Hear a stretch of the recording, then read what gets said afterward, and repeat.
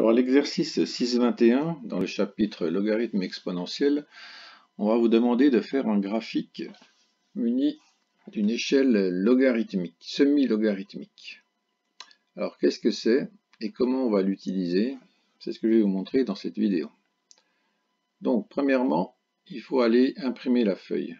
Donc vous cliquez ici, et voilà votre feuille avec une échelle semi-logarithmique qui apparaît. Alors, si je réduis un petit peu, donc d'apparence, on voit déjà que c'est un quadrillage un peu bizarre. On voit qu'au fur et à mesure qu'on monte, les lignes se resserrent, puis elles se récartent, puis ça se resserre, etc., etc. Bon, première chose. Deuxième chose, faites bien attention, une fois que vous aurez imprimé votre feuille, à ce qu'elle soit bien dans ce sens-là. Et veillez à ne pas lui faire un demi-tour. Donc vous voyez, c'est un petit peu trompeur parce que la marge la plus large est à droite et non pas à gauche comme on pourrait s'y attendre. Donc faites bien attention d'avoir votre feuille dans le bon sens. Bien, ensuite, on voit que horizontalement, là, tout est espacé de manière régulière, donc comme un quadrillage normal. Donc ici, dans votre exercice, vous allez écrire les jours. Comme on doit prendre 5 jours, si je me souviens bien, vous pouvez prendre par exemple 3, je voulais dire des carrés, mais ce n'est pas des carrés, pour représenter un jour. Donc là, vous partez de 0, 1, 2, 3, 4, 5, etc. Maintenant, la graduation sur l'axe vertical, c'est complètement différent. Alors, je vais agrandir pour qu'on voie bien. Alors déjà, en bas, on ne va pas partir de 0, on va partir de 1. Donc, vous voyez qu'ici, il y a des petites encoches qui sont plus ou moins larges. Alors ici, on a 1, là, ce sera 2, 3, 4, 5, 6, 7, 8, 9, et là, ce sera 10.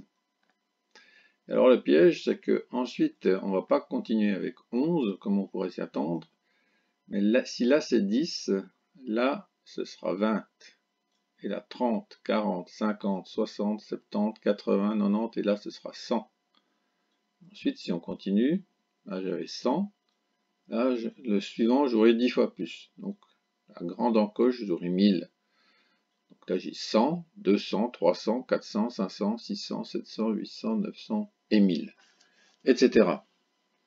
Donc, vous voyez que ici, chaque fois que vous allez d'une grande encoche à une autre, on multiplie par 10. Alors, dans votre exercice, là aussi, il ne faudra pas commencer à 1, sinon vous n'arriverez pas à mettre tout. Il faudra commencer peut-être à 10 puissance 3 ou 10 puissance 4. Si vous mettez 10 puissance 3 ici, vous aurez 10 puissance 4 ici, 10 puissance 5, 10 puissance 6, et là 10 puissance 7. Donc voilà comment vous pourrez graduer. Alors maintenant, si vous devez mettre par exemple, disons que là on a 1000 et là on a 10 000. Si vous voulez mettre par exemple 250, alors 2500 plutôt, donc là si on a 1000, là on a 2000, 3000, donc 2500 ce sera ici 2100, 2200, 2300, 2400, voilà, 2500 est ici.